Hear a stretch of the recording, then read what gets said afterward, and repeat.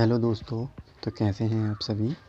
आज मैं आया हूँ नई कहानी के साथ, जिसकी लेखिका हैं अमृता प्रीतम, जिनकी कहानी है एक जीबी एक रत्नी एक कहानी। चलिए तो पढ़ते हैं कहानी। पालक 1 आने, गट्ठी, टमाटर 6 आने, रत्तल और हरी मिर्ची 1 आने की ढेरी, पता नहीं। तरकारी बेचने वाली स्त्री का मुख कैसा था कि मुझे लगा पालक के पत्तों की सारी कोमलता, टमाटरों का सारा रंग और हरी मिर्ची की सारी खुशबू उसके चेहरे पर पुती हुई थी। एक बच्चा उसकी झोली में दूध पी रहा था। एक मुट्ठी में उसने माँ की चोली पकड़ रखी थी और दूसरा हाथ वह बार बार पालक के पत्तों पर पटकता था। माँ कभी उसका हाथ पीछे हटाती थी और कभी पालक की डेयरी को आगे सरकाती थी, पर जब उसे दूसरी तरफ पड़कर कोई चीज़ ठीक करनी पड़ती थी तो पहले का हाथ फिर पालक के पत्तों पर पड़ जाता था। उस स्त्री ने अपने बच्चे की मुट्ठी खोलकर पालक के पत्तों को छुड़ाते हुए घूर कर देखा, पर उसके होंठों की हंसी होंठों में से झलककर बहने लगी।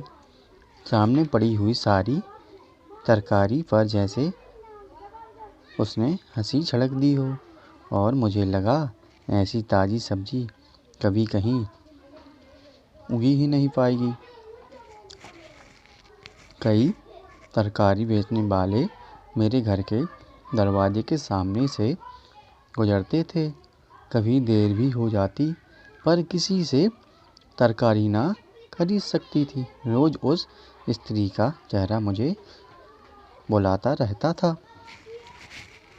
उससे खरीदी हुई तरकारी जब मैं काटती, धोती और पतीले में डालकर पकाने के लिए रखती, सोचती रहती उसका पति कैसा होगा। वह जब अपनी पत्नी को देखता होगा, छूता होगा, तो क्या उसके होंठों में पालक का, टमाटरों का और हरी मिर्ची का सारा स्वाद घुल जाता होगा। कभी कभी मुझे अपने पर खीज होती कि इस स्त्री का ख्याल किस तरह मेरे पीछे पड़ गया था। इन दोनों में एक गुजराती उपन्यास पढ़ रही थी। इस उपन्यास में रोशनी की लकीर जैसे एक लड़की थी। जीबी एक मर्द उसको देखता है और उसे लगता है कि उसके जीवन की रात में तारे ऊँग आए हैं। वह हाथ लंबे करता है, पर तारे हाथ नहीं आते, और वह निराश होकर जीबी से कहता है, तुम मेरे गांव में अपनी जाति के किसी आदमी से ब्याह कर लो, मुझे दूर से सूरज दिखती रहेगी। उस दिन का सूरज जब जीबी देखता है तो वह इस तरह लाल हो जाता है जैसे किसी के कुंवारी लड़की को छू लिया हो। कहानी के धागे लंबे हो जाते हैं और जीबी के चेहरों पर दुखों की रेखाएं पड़ जाती हैं। इस जीबी का ख्याल भी आजकल मेरे पीछे पड़ा हुआ था, पर मुझे खीज नहीं होती थी। वे तो दुखों की रेखाएं थीं, वही रेखाएं जो मेरे गीतों में थीं और रेखाएं रेखाओं में मिल जाती हैं।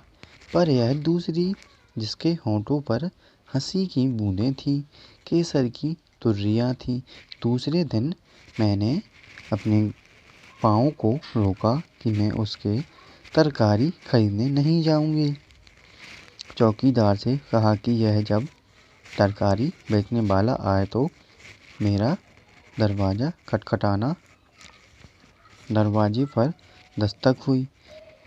एक एक चीज़ को मैंने हाथ लगाकर देखा। आलू नरम और गड्ढों वाले। वह दिन भर की धूल फाँक कर बेहद थक गई। टमाटर जैसे वे भूख के कारण बिलखते हुए सो गए हों। हरी मिर्ची जैसे किसी ने उनकी सांसों में से खुशबू निकाल ली हो। मैंने दरवाज़ा बंद कर लिया और पाँव मेरे रोकने पर भी उस तरकारी वाले की ओर चल पड़े। आज उसके पास उसका पति भी था। वह मंडी से तरकारी लेकर आया था और उसके साथ मिलकर तरकारियों को पानी से धोकर अलग अलग रख रहा था और उनके भाव लगा रहा था। उसकी सूरत पहचानी सी थी। इसे मैंने कब देखा था, कहाँ देखा था। एक नई बात पीछे पड़ गई। बीबी जी आप? मैं? पर मैंने तुम्हें पहचाना नहीं। इसे भी नहीं पहचाना? यह रत्नी, मांडू की रत्नी। मैंने अपनी स्मृतियों में ढूंढा पर मांडूक और रत्नी कहीं मिल नहीं रहे थे। 3 साल हो गए हैं, बल्कि महीना पूरा हो गया है। एक गांव के पास, क्या नाम था उसका? आपकी मोटर खराब हो गई थी। हाँ, हुई तो थी। और आप वहाँ से गुजरते हुए एक ट्रक में बैठकर धुलिया आए थे नया टायर खरीदने के लिए। हाँ हाँ, और फिर मेरी स्मृति में मुझे मांडूक और रत्नी मिल गई। रत्नी तब अधखिली कली जैसी थी और मांडूकू उसे पराए पौधे पर से तोड़ लाया था। ट्रक का ड्राइवर मांडूक का पुराना मित्र था। उसने रत्नी को लेकर भागने में मांडूक की मदद की थी, इसलिए रास्ते में वह मांडूक के साथ हंसी मजाक करता रहा। रास्ते के छोटे छोटे गांव में कहीं खरबूजे बिक रहे होते, कहीं ककड़ियाँ, कहीं तरबूज। और मांडूक का मित्र मांडूक से ऊंची आवाज़ में कहता, बड़ी नरम हैं ककड़ियाँ, खरीद लें। तरबूज तो सुर्ख लाल है और खरबूजा बिल्कुल मिस्री है। खरीदना नहीं है तो छीन ले। वारे रांझे। अरे छोड़ मुझे, रांझा क्यों कहता है? रांझा साला आशिक था कि नाई था? हीरा की डोली के साथ भैंसे हक कर चल पड़ा। मैं होता ना कहीं। बारो मांडूकू, तू तो मिर्जा है, मिर्जा। मिर्जा तो हूँ ही, अगर कहीं साहिबा ने मरवा ना दिया तो। और फिर मांडूक अपनी पत्नी को छेड़ता, देख रत्नी साहिबाना बनना, हीर बनना। बारे मांडूक, तू मिर्जा और यह हीर, यह भी जोड़ी अच्छी बनी। आगे बैठा ड्राइवर हंसा। इतनी देर में मध्य प्रदेश का नाका गुजर गया और महाराष्ट्र की सीमा आ गई। यहाँ पर हर एक मोटर, लॉरी और ट्रक को रोका जाता था। पूरी तलाशी ली जाती थी कि कहीं कोई अफीम, शराब या किसी तरह की कोई और चीज़ तो नहीं ले जा रहा। उस ट्रक की भी तलाशी ली गई, कुछ ना मिला और ट्रक को आगे जाने के लिए रास्ता दे दिया गया। ज्यों ही ट्रक आगे बढ़ा, मांडूक बेतहासा हंस दिया। साले अफीम खोजते हैं, शराब खोजते हैं, मैं जो नशे की बोतल ले जा रहा हूँ सालों को दिखती ही नहीं। और रत्नी पहले अपने आप में सिकुड़ गई और फिर मन की सारी पत्तियों को खोलकर कहने लगी, देखना कहीं नशे की बोतल तोड़ ना देना। सभी टुकड़े तुम्हारे तलवों में उतर जाएंगे। कहीं डूब मर। मैं तो डूब जाऊंगी, तुम सागर बन जाओ।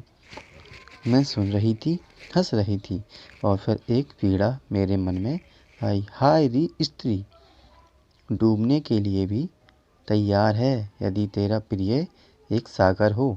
फिर धुलिया आ गया। हम ट्रक में से उतर गए और कुछ मिनट तक एक ख्याल मेरे मन को कुरेदता रहा। यह रत्नी एक अधखिली कली जैसी लड़की। मांडूक इसे पता नहीं कहाँ से तोड़ लाया था। क्या इस कली को वह अपने जीवन में महकने देगा? यह कली कहीं पाँव में ही तो नहीं मसली जाएगी? पिछले दिनों दिल्ली में एक घटना हुई थी। एक लड़की को एक मास्टर वायलिन सिखाया करता था और फिर दोनों ने सोचा कि वे मुंबई भाग जाएं। वहाँ वह गाया करेगी, वह वायलिन बजाया करेगा। रोज जब मास्टर आता, वह लड़की अपना एक आधा कपड़ा उसे पकड़ा देती और वह उसे वायलिन के डिब्बे में रखकर ले जाता। इस तरह लगभग महीने भर में उस लड़की ने कई कपड़े मास्टर के घर भेज दिए और फिर जब वह अपने 3 कपड़ों में घर से निकली, किसी के मन में संदेह की छाया तक न थी। और फिर उस लड़की का भी वही अंजाम हुआ जो उससे पहले कई और लड़कियों का हो चुका था और उसके बाद कई और लड़कियों का होना था। वह लड़की मुंबई पहुंचकर कला की मूर्ति नहीं, कला की कब्र बन गई और मैं सोच रही थी यह रत्नी क्या बनेगी। आज 3 साल बाद मैंने रत्नी को देखा। हंसी के पानी से वह तरकारियों को ताज़ा कर रही थी। पालक 1 आने गट्ठी, टमाटर 6 आने, रत्तल और हरी मिर्ची 1 आने डेरी। और उसके चेहरे पर पालक की सारी कोमलता, टमाटरों का सारा रंग और हरी मिर्ची की सारी खुशबू पुती हुई थी। जीवे के मुख पर दुखों की रेखाएं थीं, वही रेखाएं जो मेरे गीतों में थीं और रेखाओं में मिल गई थीं। रत्नी के मुख पर हंसी की बूंदें थीं। वह हंसी जब सपने उग जाएं तो ओस की बूंदों की तरह उन पत्तियों पर पड़ जाती है और वे सपने मेरी गीतों के तुकंत बनते थे। जो सपना जीवी के मन में था, वही सपना रत्नी के मन में था। जीवी का सपना एक उपन्यास के आंसू बन गया और पत्नी का सपना गीतों के तुकांत तोड़कर आज उसकी झोली में दूध पी रहा था।